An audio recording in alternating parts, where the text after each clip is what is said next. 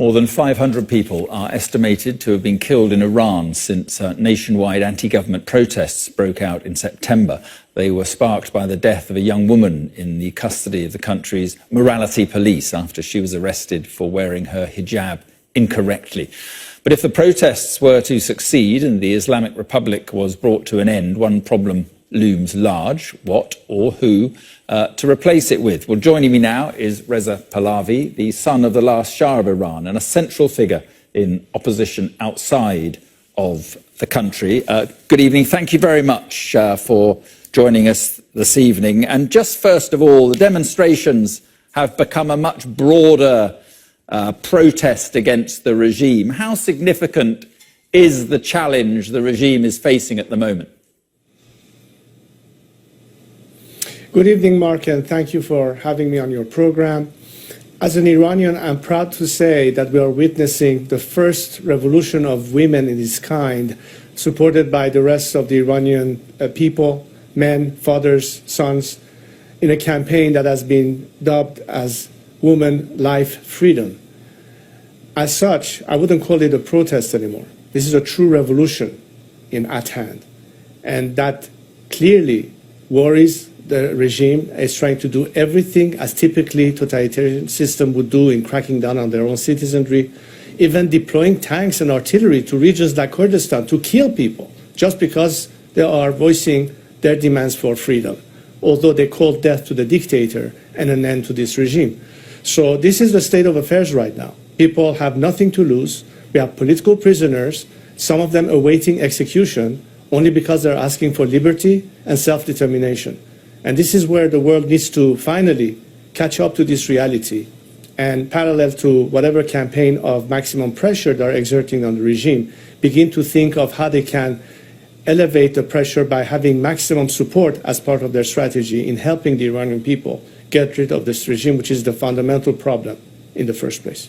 The regime is acting with considerable brutality, as you say.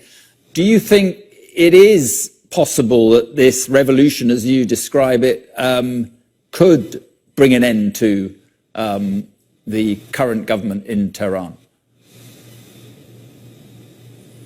If it is properly endorsed and nurtured, and of course backed by the international community, certainly. And it's not the first time we've seen that with the help and support of the international community, particularly Western democracies, totalitarian systems were brought to an end. You can ask the question from Lech Walesa and how important that was, as well as in South Africa, when a political boycott also aided and helped the situation. There are many examples that will suit the Iranian scenario as well.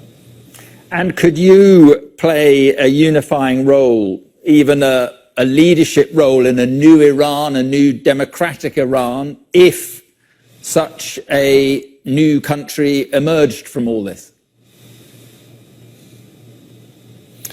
I've always said throughout the last 42 and counting years that my only goal is to bring our country to a point where the Iranian people in a free and fair election can determine their own future in terms of self-determination. And the way I see that happen is to lead this movement with the help of others. I'm not doing this alone. Lead this movement with the help of others, each playing our parts to gain support for this revolution and the world community to come in support of it, so we can finally bring this regime to its knees by ultimately perhaps well-organized across the country labor strikes. That would be the quickest way to paralyze the system and force it to an implosion, with a scenario of transition that involves an interim government that will, of course,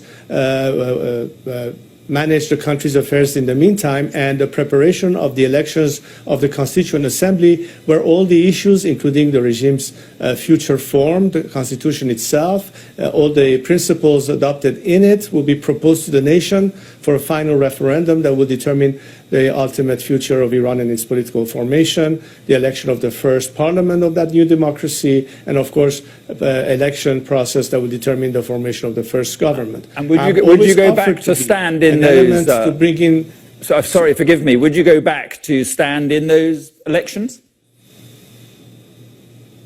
I'm not running for any office, nor do I seek any political position in the apparatus of state. I'd rather be an advocate for the people and stand by their side vis-a-vis the authorities to make sure that their rights are always going to be observed. I don't have any ambitions for powers or authority. I think my experience being at age 62 and having lived in the free world are bringing all the values that can be established in Iran and to build institutions that will be the most important safeguards so we don't deviate for the democratic path, make sure transparency would be there to keep for the country to have concentration of power or potential of having corruption rise again. Right. These are very important issues, but at this point in time, in this transition period, in this moment of the campaign, as always, I've extended my hand of cooperation with any democratic-seeking Iranian, regardless of their political aspirations, left, right, or center. So together, at this point, we speak in unity with a unified voice,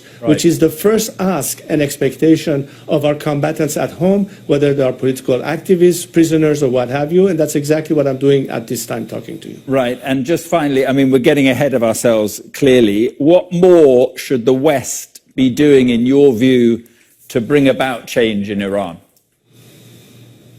There are very tacit measures, which, of course, I hope to have the opportunity to discuss as I'm planning a multi-country trip in the next few weeks and discuss it with people at high level of governance in respective countries, as well as members of parliament of those countries, to exactly discuss the issues of where exactly and how they can be of help in helping this transition. The most obvious and most immediate concerns, just to give you a couple of examples, are the following.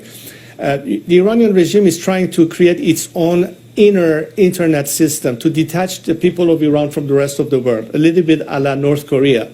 This cannot be allowed to happen. So any assistance rendered for Iranians not to lose their means of communication, which is vital for us, with the outside world and among themselves, will be a key assistance, technologically speaking.